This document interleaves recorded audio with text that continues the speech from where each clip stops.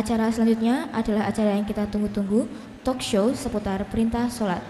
Kita nanti boleh kok teman-teman bertanya tentang materi yang akan disampaikan, jadi jangan ragu ya. Narasumber kita kali ini adalah Ustadz Wahid Muharram, SPDI, MPDI. Kepada beliau kami persilahkan.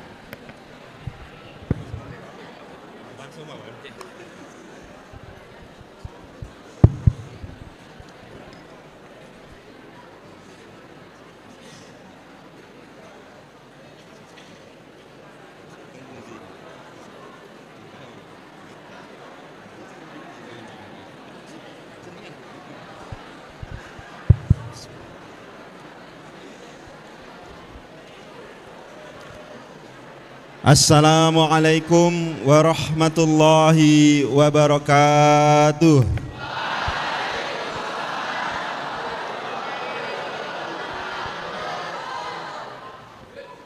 Bismillah, alhamdulillah, la haula wa la quwwata illa billah. Sallallahu alaika ya sayyidana Muhammad ibn Abdillah.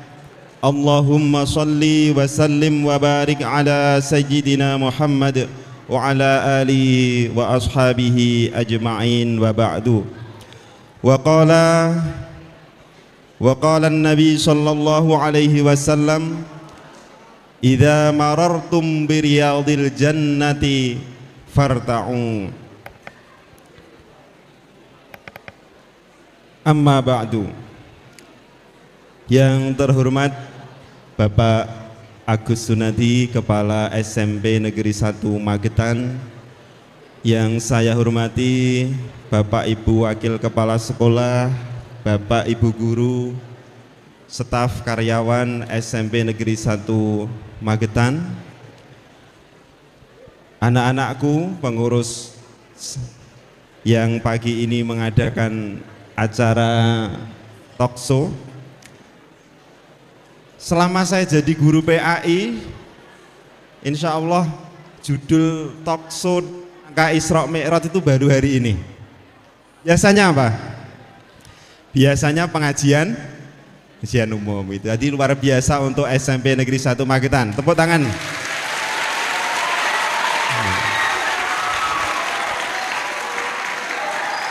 Ya. Terima kasih kepada Bapak Ibu Guru Agama, Bapak Bintoro, Bapak Nana Masruri, Bapak Krisna yang telah menginisiasi bersama pengurus OSIS, dan anak-anakku kelas 7, kelas 8, kelas 9 yang berbahagia. Bersyukur kepada Allah karena pagi hari ini kita ditakdirkan untuk bisa berkumpul di majelis yang mulia. Semoga majelis ini benar-benar membawa keberkahan dan diridhoi oleh Allah Subhanahu wa ta'ala. Sholawat serta salam semoga senantiasa tercurahkan kehadirat baginda Nabi Agung Nabi Muhammad Sallallahu alaihi wasallam, yang kita nantikan syafaatnya kelak di hari akhir.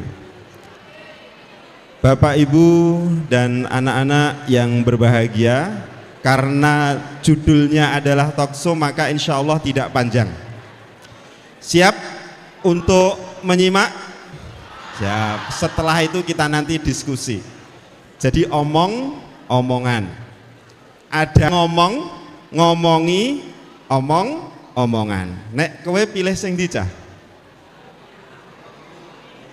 Ngomongi. Ngomong iki omong. Gek saiki nang YouTube wong ngomong wis akeh. Nah, kamu bisa mendengar, kamu bisa mengakses informasi-informasi hari ini luar biasa banyaknya. Jadi insya Allah kita nanti pilih yang omongan.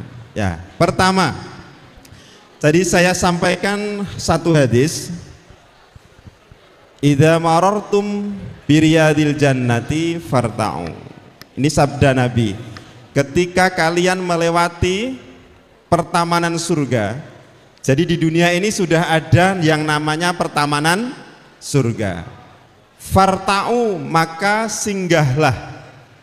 Pengertian singgahlah di sini ini adalah silahkan menikmati dan berbahagia. Kalian bahagia hari ini? Ada yang galau hari ini? Oh, kok yang belakang malah angkat tangan galau semua itu. Ya, kita berkumpul di sini harus dengan kondisi menikmati dan berbahagia. Karena apa? Pagi ini kita berkumpul dalam satu majelis. Yang dimaksud taman surga itu apa? Satu, masjid. Nah, tempat kita hari ini sambung dengan iya, ini aula kan? Tapi sambung dengan apa ini? Masjid. Nah, itu dapat satu taman surga sudah. Yang kedua, taman surga itu apa? Majelis zikir. Ini tadi sudah diawali dengan zikir, membaca bacaan-bacaan istighosah. Dan yang ketiga, majelis ilmu. Jadi tiga-tiganya berkumpul di sini. Insya Allah kita ini sedang dikelilingi para malaikat yang sedang menurunkan rahmat Allah Subhanahu wa ta'ala. Lanjut. Masih semangat? Semangat. Nanti mungkin bisa dialog, juga mungkin saya tanya, maka disimak. Yang pertama yang ingin saya sampaikan terkait Isra Mi'raj, dari berbagai referensi sejarah bahwa Isra Mi'raj itu adalah salah satu unsur keimanan yang harus kita yakini. Jadi satu rangkaian dengan iman kepada Nabi, karena peristiwa ini berkaitan langsung dengan Nabi Muhammad Sallallahu Alaihi Wasallam.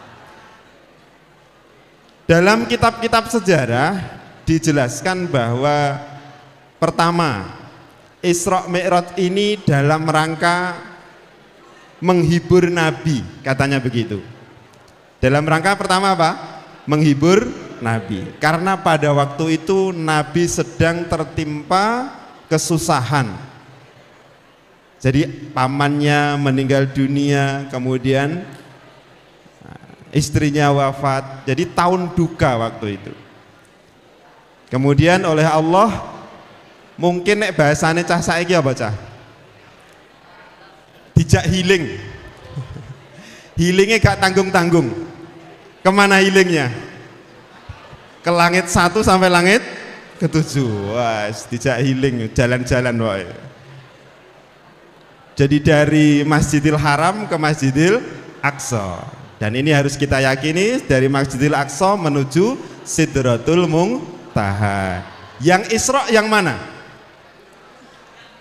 Dari Masjidil Haram ke Masjidil Aqsa. Yang Mi'raj Aqsa ke Sidratul Muntaha. Nah, disinilah ada para sejarawan mencatat satu, ya, dibahasakan apa tadi? Menghibur Nabi yang sedang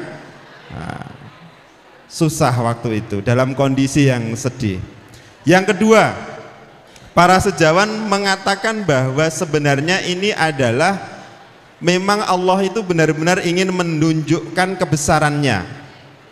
Kalau sebelum Isra Mi'raj, Nabi itu hanya diberikan bukti-bukti yang sifatnya ilmu yakin dan ainul yakin. Jadi yang kita tahu, yang kita kaji itu namanya ilmu yakin, yang kita bisa melihatnya namanya ainul yakin.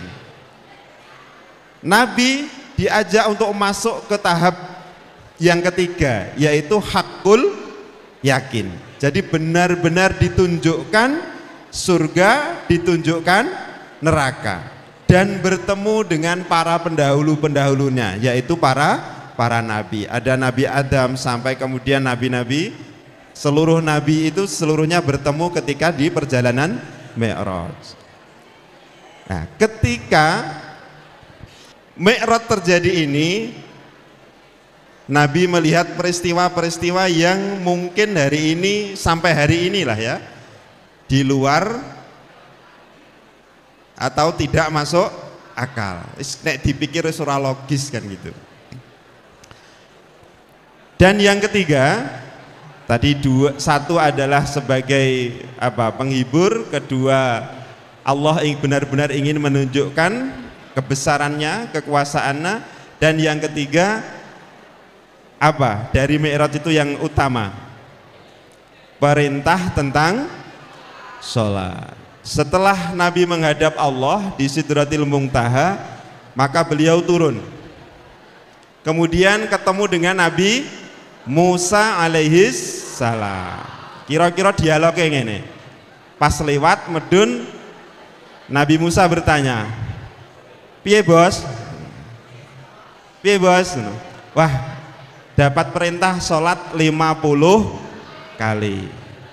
Oleh Nabi Musa diberi saran, umat akhir zaman niku nek kon sholat 50 waktu 50 kali pasti keberatan. Jadi Nabi Musa itu wis iso maca umat akhir zaman itu piye, umatnya Nabi Muhammad itu kondisinya bagaimana. Jadi ketika diberikan perintah 50 kali, disarankan untuk meminta keringanan. Terus naik turun sampai terakhir berapa? 5 kali. Ketika 5 kali masih disarankan untuk minta keringanan, Nabi Muhammad merasa malu, wis isin. Bonusnya wis ping pira yo? 45 kali. Maka Nabi waktu itu tidak menuruti saran Nabi Musa untuk minta keringanan lagi, maka beliau berlalu dan ketika itu terdengarlah suara. Dalam hadis itu dikatakan terdengar sebuah suara. Telah kutetapkan yaitu 5 waktu untuk menghadap kepadaku, yaitu sholat, dan telah kuringankan. Sekali lagi bahasanya apa? Telah kuringankan. Nah, itu 3 hal intinya adalah terkait dengan sholat 5 waktu. Karena ini dialog, maka kita langsung pada aplikasi. Jadi bagaimana sholat kita? Mari kita evaluasi. Apakah benar-benar sholat kita itu seperti yang diinginkan oleh tata syariat atau belum? Jadi tahapannya, kalau kemarin Pak Bintoro share link ya, itu bisa digarisbawahi kemampuan sholat kalian mana. Kita langsung pada ini saja ya, langsung lihat fakta realitas sehari-hari kita. Sudah mampu mempraktekkan gerakan sholat, menghafal bacaan sholat? 2% itu ada yang memilih belum hafal. 30% bisa menghafal sebagian bacaan sholat. Jadi urung kabeh. 66% sudah mampu mempraktikkan gerakan sholat dan menghafal bacaan sholat. Jadi dari mohon maaf Pak Agus, dari sekian itu insya Allah anak-anak jujur. Saya meyakini itu jujur itu. Ya, saya meyakini itu jujur. Sekali lagi itu faktanya. Kemudian ada satu lagi tapi tidak saya cantumkan. Ketika sudah bisa gerakan sholat, bisa hafal, bahkan tahu artinya. Saya tidak, kalau tahu artinya itu di luar sholat. Tapi kalau ketika sholat jangan mengartikan, itu nanti lain lagi. Yang terakhir adalah ketika kita sholat itu, apakah benar-benar pikiran hati kita sholat? Masih ingat yang lain tidak? Masih ingat yang lain? Allahu Akbar. Sesuk tugasku wakeh iki piye rong garap iki. Paketanku entek engke lali ratuku paketan. Oh iya, sesuk enek acara ngumpul-ngumpul.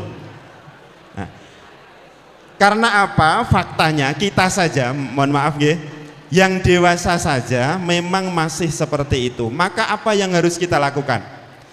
Maka kita ketika sholat harus melibatkan fisik kita, pastikan fisik kita tenang sesuai gerakan yang diajarkan. Libatkan pikiran kita, kendalikan pikiran kita.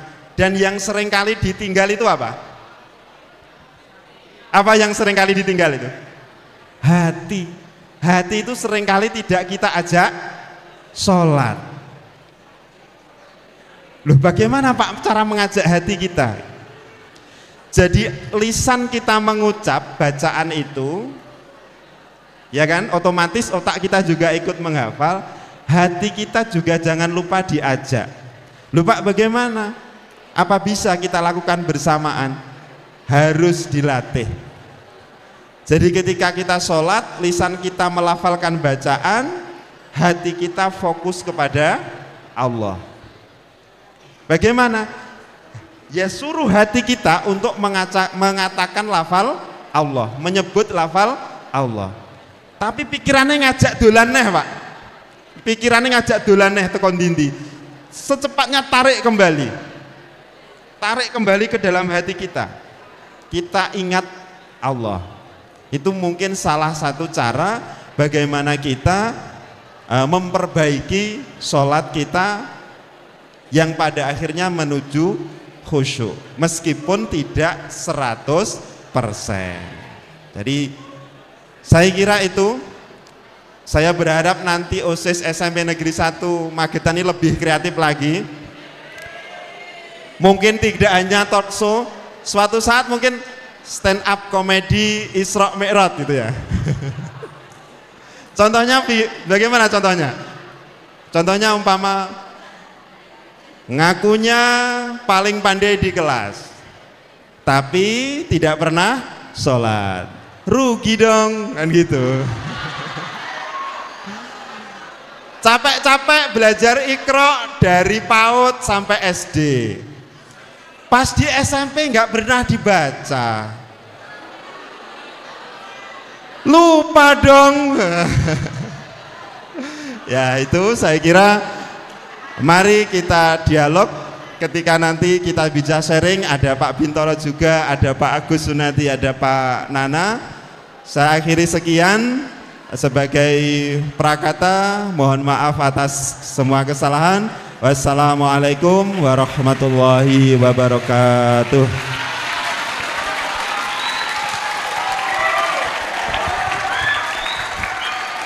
Terima kasih dan luar biasa sekali ilmu dan wawasan yang disampaikan oleh Bapak Ustadz Wahid Muharram SPDI MPDI. Dan untuk teman-teman semuanya mungkin ada pertanyaan agar kita bisa berdiskusi bersama, boleh banget kalau misalkan mau bertanya. Ya, ini saya nyambung ya. Beliau Bapak Wahid menginginkan ada dialog di antara kita biar terkait tentang Isra Mi'raj maupun terkait sholat. Untuk sementara pembawa acara berapa pertanyaan dulu atau bagaimana? Ya monggo coba. Untuk yang belakang apabila ingin bertanya bisa langsung maju ya. Kalau memang dari belakang bisa keluar nanti langsung maju sini.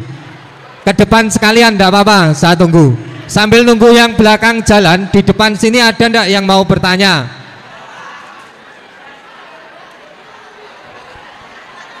Ayo dong Mas.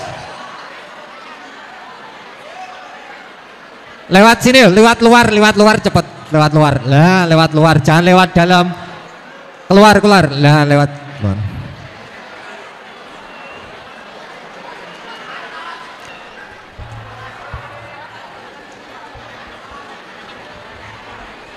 Assalamualaikum warahmatullahi wabarakatuh.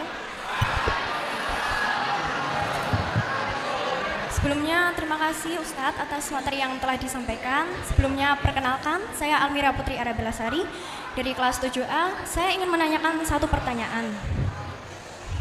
Ustadz, apakah terdapat kaitan antara Isra Mi'raj dengan peristiwa-peristiwa sejarah atau perubahan sosial dalam sejarah Islam? Terima kasih.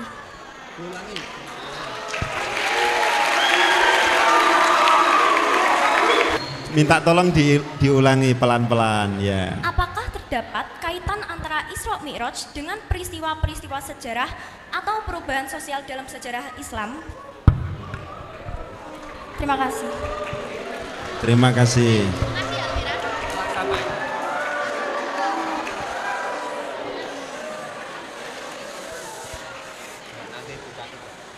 Ya, yang bertanya tadi belum kenalan ya. Namanya siapa tadi? Almira. Oh ya, sudah Pak Bin ya, kelas 7A ya, terima kasih. Almira nanti insya Allah dapat reward dari Pak Guru. Nah. Nanti juga Pak Wahid boleh ya menunjuk dan diberi pertanyaan. Jangan khawatir, ada hadiahnya nanti. Baik, pertanyaannya apakah ada kaitannya atau apa kaitannya? Jadi jelas ada, karena ini adalah agama itu sifatnya harus riwayat yang jelas.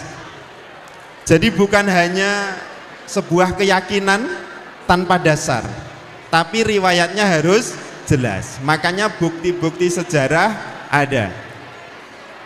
Meskipun Masjidil Aqsa waktu peristiwa itu secara fisik apa? Secara fisik rusak. Artinya bangunannya tidak berdiri dengan megah. Masih sudah roboh. Karena Masjidil Aqsa itu dibangun oleh eranya Nabi siapa? Sulaiman. Jadi ketika peristiwa Isra itu posisi Masjidil Aqsa tidak sedang berdiri megah, tapi berupa situs, mungkin ya bahasa sekarang, situs atau bangunan-bangunan yang sudah, tapi masih ada jejaknya begitu. Kaitannya dengan sosial atau di masyarakat, perintah sholat itu sebelum Isra Mi'raj berapa kali? Ibadahnya berapa kali? 50. Oke bener. Dalam kitab-kitab Sirah Nabawiyah sebelum Isra Mi'raj itu ibadah itu hanya pagi dan petang. Yang sifatnya wajib maksudnya itu. Jadi ada yang mengatakan seperti itu. Karena ketika itu masa farsah, masa peralihan dari syariatnya Nabi Isa alaihi salam akidahnya, syariatnya Nabi Muhammad. Jadi ada masa kekosongan gitu. Jadi kalau ada yang mengatakan bapaknya Nabi ku Islam apa ora? Kakeknya Nabi itu Islam atau tidak? Nah, itu lebih tepatnya dan ini banyak disepakati bahwa karena itu masa farsah, masa peralihan, kita tidak boleh menjustifikasi beliau itu sebagai kafir karena memang itu adalah masa peralihan. Lah, dampak sosialnya siapa tadi Pak Bin? Almira, bahwa tujuan sholat itu harusnya mencegah dari perbuatan keji dan mungkar. Maka sekali lagi, mari kita perbaiki sholat kita. Bagaimana cara memperbaikinya? Langkahnya seperti yang saya sampaikan tadi. Jangan lupa melibatkan hati. Jangan sekedar ritual fisik. Ayo, hati ini dijak sholat. Karena kalau hati kita nggak kita ajak sholat, itu ya hanya sekedar gerakan-gerakan, bacaan. Caranya bagaimana? Ketika pikiran kita keluar memikirkan apa-apa, kita tarik kembali hati kita fokuskan ke hati kita. Hati kita terus menyebut nama Allah. Apakah bisa Pak lisan mengucap Al-Fatihah, hati mengucap Allah? Bisa enggak? Nah, ini yang masalahnya di sini nih. Kita seringkali meninggalkan jati diri kita. Meninggalkan apa? Jati diri kita. Kita lupa menyayangi kita. Makanya kita sendiri itu kadang-kadang nggak kita sayangi. Kita lupakan. Ini yang membuat orang seringkali apa? Galau atau menyakiti diri sendiri. Nek pas bruwet, galau, malah menyakiti diri sendiri. Karena kita kadangkala tidak pernah berterima kasih kepada diri kita sendiri gitu. Caranya bagaimana? Ya setiap kali bangun tidur atau mau tidur, ajaklah diri kalian. Terima kasih diriku, engkau telah membersamaiku, engkau telah menemaniku dalam suka dan dukaku hari ini umpamanya. Jadi kita sebut diri kita. Nah, ada contoh dari seorang guru itu mengajarkan begini. Ayo coba praktekkan semuanya. Ini cara termasuk kita akan menyayangi diri kita sendiri. Yang hafal ayat kursi nanti baca ayat kursi. Yang hafal Al-Fatihah boleh dengan Al-Fatihah. Diutamakan baca ayat kursi. Tahu bacaan ayat kursi? Ya. Jadi lisannya mengatakan ayat kursi, nanti hatinya coba sambil berlatih. Jadi lisan kita mengucapkan ayat kursi atau Al-Fatihah, hati kita berucap Allah, Allah. Itu ya. Praktekan. Tangan kanan diangkat, letakkan di dada sebelah kiri. Tidak ada yang ngobrol. Semuanya diam. Caranya setelah tangan kita letakkan di sini, mengucaplah salam, setelah itu sebut namamu 3 kali. Ini kita coba merangkul diri kita. Kita itu sering lupa itu. Kita rangkul diri kita sendiri. Ucapkan salam, kemudian sebut namamu 3 kali. Siap? Ya, kita praktekkan. Setelah saya mengatakan bismillah maka praktekkan. Saya ulangi, caranya bagaimana? Letakkan tangan kanan di dada sebelah kiri, ucapkan salam, sebut namamu 3 kali. Setelah itu saya hadiahi ayat kursi. Pak Pakrik praktekkan dulu ya. Saya letakkan di sebelah dada sebelah kiri, tangan kanan. Assalamualaikum wahid muharram, wahid muharram, wahid muharram. Saya hadiahi ayat kursi. Bismillahirrahmanirrahim. Allahu la ilaha illa sampai seterusnya. Bisa ya? Baik, kita mulai. Kita coba. Setelah saya mengatakan mulai, semuanya melakukan. Bismillahirrahmanirrahim. Mulai.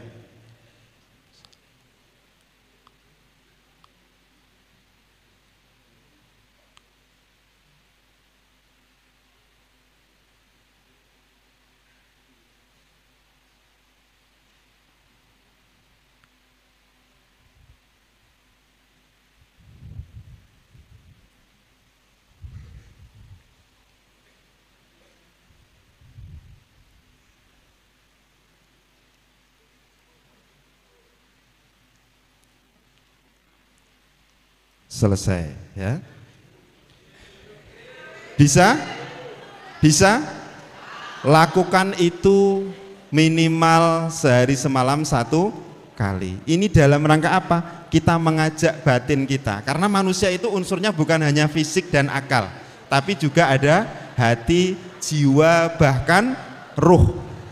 Itu unsur dalam tubuh kita. Saya kira itu ya Almira ya, kaitannya banyak sekali dengan sejarah Islam dan sosial. Baik, terima kasih atas jawaban dari pertanyaan Almira dari kelas 7A. Mungkin teman-teman ada lagi yang mau bertanya atau kurang paham dari apa yang dijelaskan tadi, bisa bertanya. Masih ada 2 kesempatan lagi.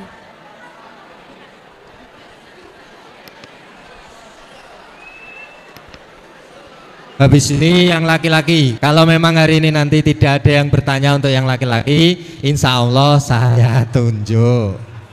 Oh ini masnya, oh ya, enggak mas.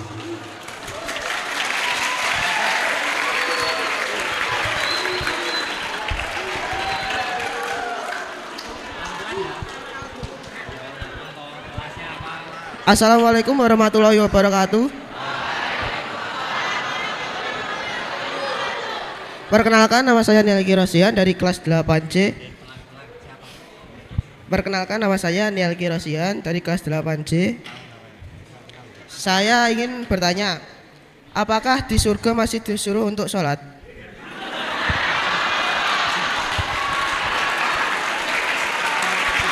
Terima kasih. Wassalamualaikum warahmatullahi wabarakatuh.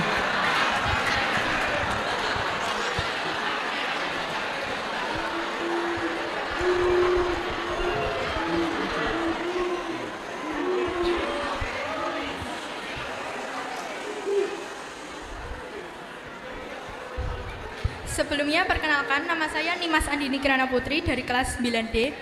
Mohon izin bertanya,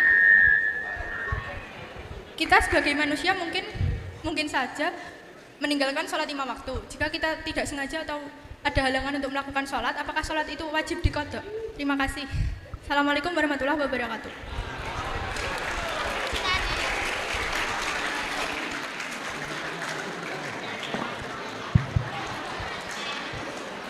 Ya, baik. Coba yang lain kita hargai pertanyaan teman kita ya. Dengan cara untuk tidak bicara sendiri. Kita hargai forum dan majelis ini. Pertanyaan dari Rosi, kelas 8C tadi, apakah kita di surga itu masih wajib sholat, Pak? Nah, intinya para ulama itu mendefinisikan surga itu begini. La ainun ro'at wala udhunun sami'at wala khotara fil qalbi basyarin.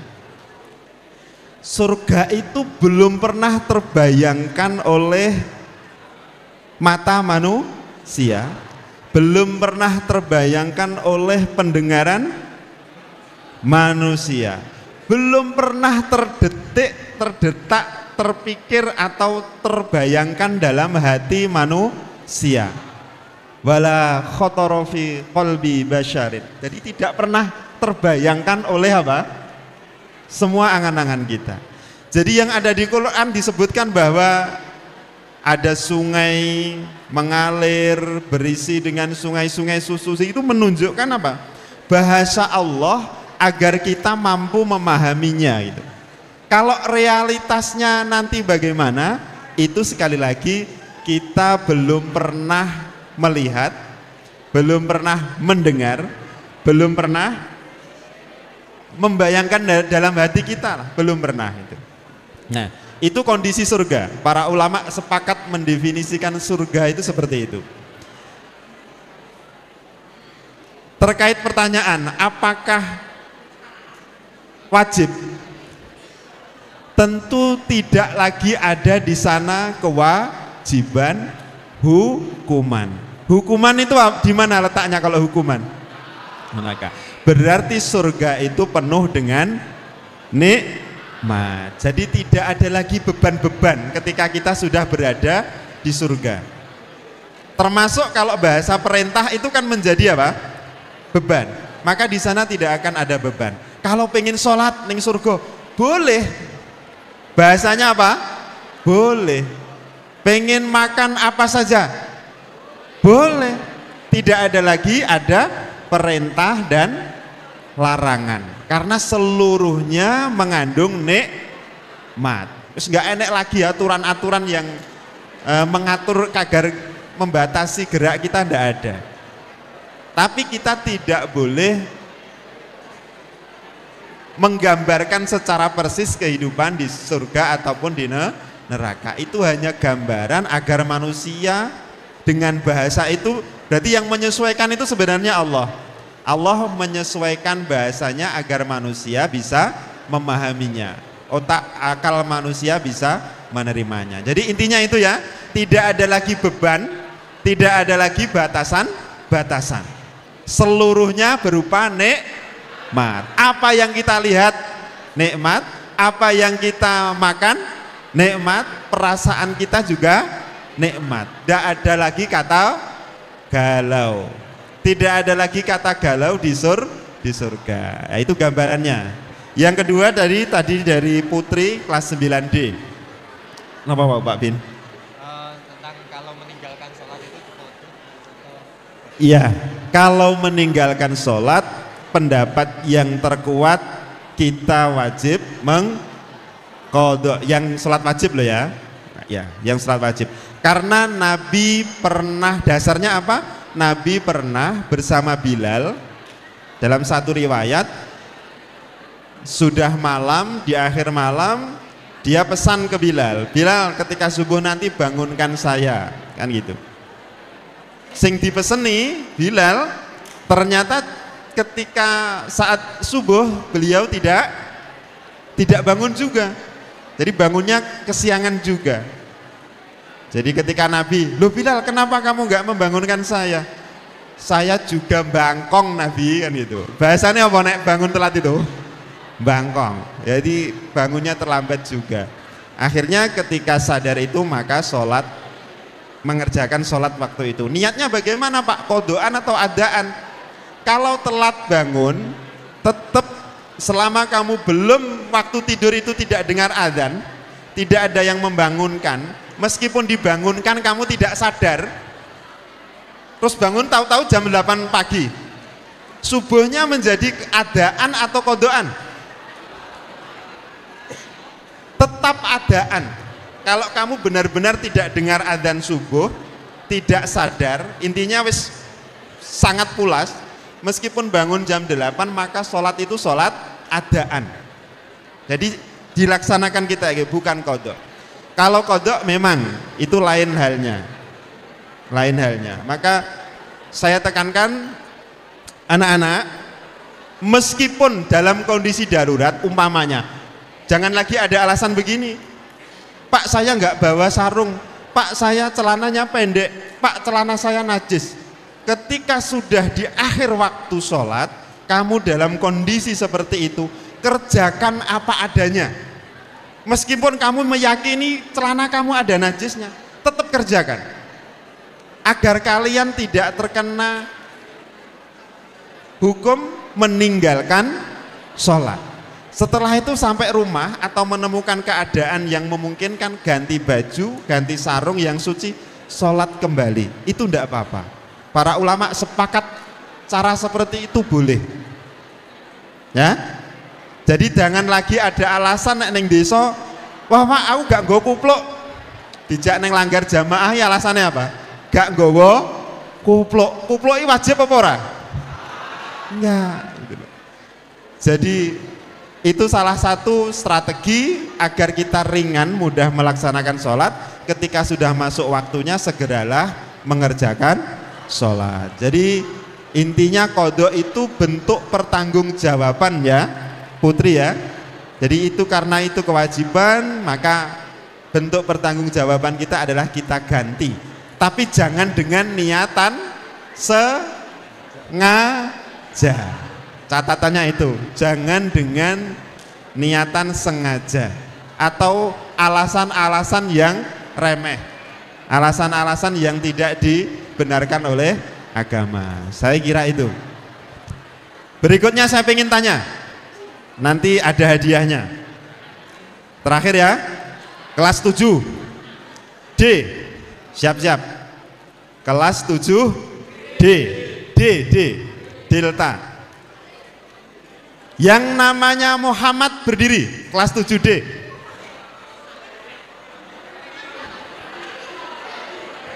Yang namanya ada Muhammadnya berdiri. Ada berapa? 4. Maju. Hadiahnya biar.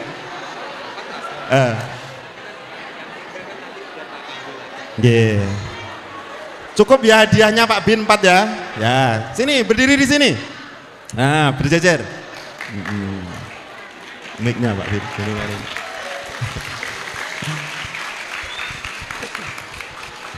Namanya siapa? Muhammad Farel. Siapa? Muhammad Farel. Muhammad Farel. Farel artinya apa ya Farel ya?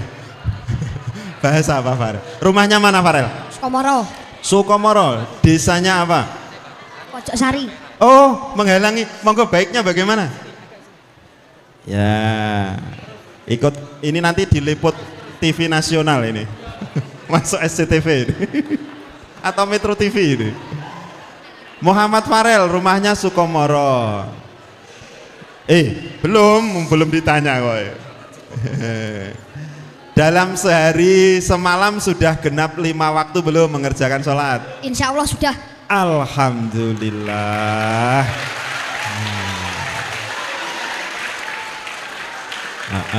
Pernah terlambat belum? Pernah. Pernah ya? Oh iya, itu wajar, manusiawi. Sanggup mempertahankan? Insya Allah sanggup. Alhamdulillah sanggup. Coba bacaan sholat tasyahud awal. Saya Muhammadiyah, Tat.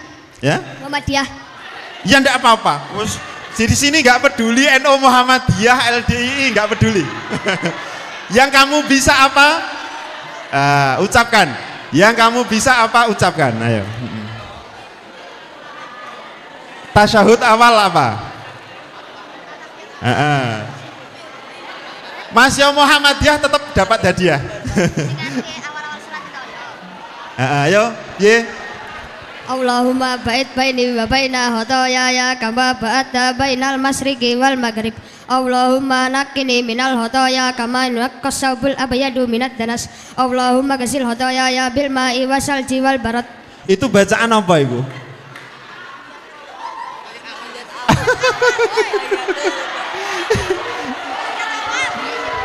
Itu namanya iftitah, yang tasyahud awal.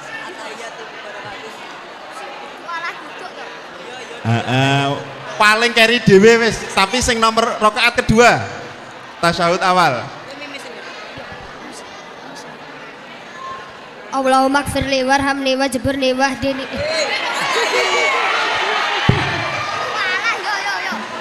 Sing enak ngene lho. Lah sing enak ngene iki apa iku? At-tayyatulillah wa salawatu wa thayyibah. Assalamu alaina wa ala ibadillahi sholihin. Asyhadu an la ilaha illallah wa asyhadu anna Muhammadan abduhu wa rasuluh. Allahumma sholli ala Muhammad wa ala ali sayyidina Muhammad kama sholaita ala Ibrahim wa ali Ibrahim wa barik ala Muhammad. Wes cukup ya. Kalau tasyahud awal batasnya apa? Allahumma sholli ala. Biasanya Muhammadiyah gak Sayyidina loh. Tapi enggak apa-apa, enggak ada masalah. Terima kasih, Farel. Lanjut. Namanya siapa? Muhammad Syabusi. Muhammad Syabusi. Syabusi. 5 waktunya bagaimana dalam sehari-hari? Biasanya 4, Pak. 4? Sing ora apa? Subuh. Apa lho sebabnya ki nyapa kok itu ora subuhan ki nyapa? Telat bangun, Pak. Telat bangun. Kayak wis dikei resep Pak Wahid to? Nek telat bangun piye? Tetap sholat, Pak. Nah, tetap sholat. Masya tangimu jam 8, ya seketika itu sholatlah subuh. Ya? Wes saiki milih ho, bacaan sholat apa?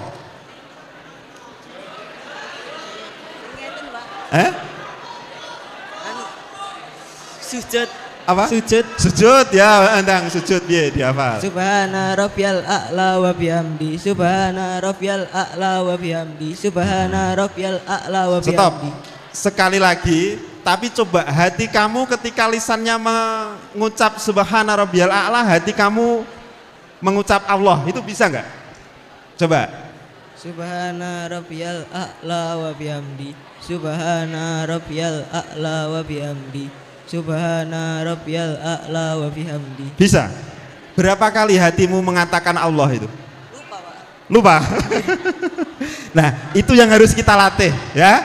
Itu yang harus kita latih. Maka hati kita ajak sholat. Lanjut. Perkenalkan, nama saya Muhammad Raihan. Muhammad Raihan. Muhammad yang dekat. Muhammad Raihan. Bagaimana sholat 5 waktunya? Alhamdulillah sudah. Sudah rutin? Sudah. Alhamdulillah. Apa bacaan sholat? Ruko. Ruko ya. Subhana rabbiyal azimi wa bihamdi. Subhana rabbiyal azimi wa bihamdi. Subhana rabbiyal azimi wa bihamdi. Coba tadi seperti yang dipraktekkan siapa tadi? Lisannya mengucap tapi hatinya mengucap Allah. Lisannya mengucap bacaan, hatinya Allah. Coba bisa enggak? Subhana rabbiyal azimi wa bihamdi. Subhana rabbiyal azimi wa bihamdi. Subhana rabbiyal azimi. Ojo merem. Moh aku nek salat itu mayoritas ulama nggak boleh memejamkan mata. Mayoritas ulama melarang kita memejamkan mata ketika sholat. Engko nek dipejamkan itu malah tekon dindi halusinasinya. Jadi malah dalam kondisi tidak sadar bahwa sholat itu harus dalam kondisi apa? Sadar. Jangan dipejamkan. Sekali lagi, ayo. Subhana rabbiyal azimi wa bihamdi. Subhana rabbiyal azimi wa bihamdi. Subhana rabbiyal azimi wa bihamdi. Kira-kira berapa kali hatimu mengucap Allah itu? Banyak, Pak. Banyak? Banyak. Bisa? Bisa. Jadi lisan mengucap, hati berkata itu bisa? Bisa. Tenan? Tenang. Alhamdulillah. Lanjut. Namamu siapa? Muhammad Fatur Rahman. Hah? Muhammad Fatur Rahman. Muhammad Fatur Rahman. Bagaimana sholatmu? Alhamdulillah Fatur? rutin, Pak. Rutin. Apa? Rutin. Rutin? Bukan bacaan sholat sekarang. Umpamanya dalam buku itu ada tulisan begini. Iman kepada Allah SWT. Apa singkatannya SWT itu? Subhanahu wa ta'ala. Wah, pinter, tepuk tangan.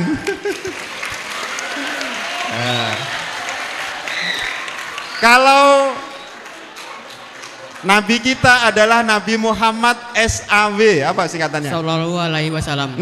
Sallallahu sing genah, urung genah. Diulangi. Sallallahu alaihi wasallam. Bener. Masa sawawawahu. Ayo neh apa? Ayo apa? Sallallahu alaihi wasallam. Sholla, ayo. Sholla, langsung L.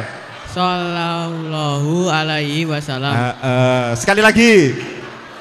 Sallallahu alaihi wasallam. Pinter. Satu lagi. Nabi Isa AS. Apa singkatannya AS itu? Alaihi salam. Alaihi salam. Baik, terima kasih. Monggo hadiahnya diambil sama Pak Bin. Jangan lupa berterima kasih. Tepuk tangan untuk adik-adik kelas 7D. Nah. Itu kosong. Kenapa kok dijoli? Ya, terima kasih. Masih ada hadiahnya Pak Bin? Masih? Oh, waktunya ya? Oke. Ya, terima kasih. Kalau waktunya sudah habis, kita akhiri. Diakhiri ngaten nggih Pak Agus. Nggih. Tepuk tangan untuk kita semua SMPN Negeri 1 Magetan.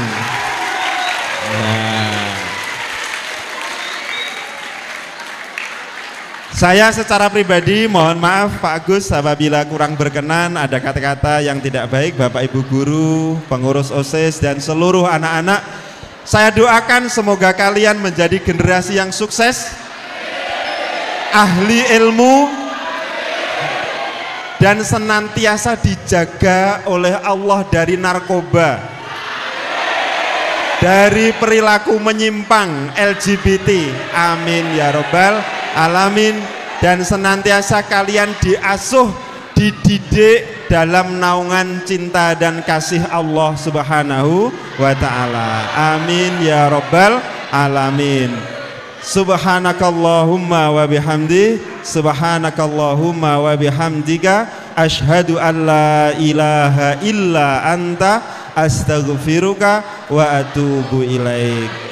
Wal afu minkum, ihdinas siratal mustaqim. Wassalamualaikum warahmatullahi wabarakatuh.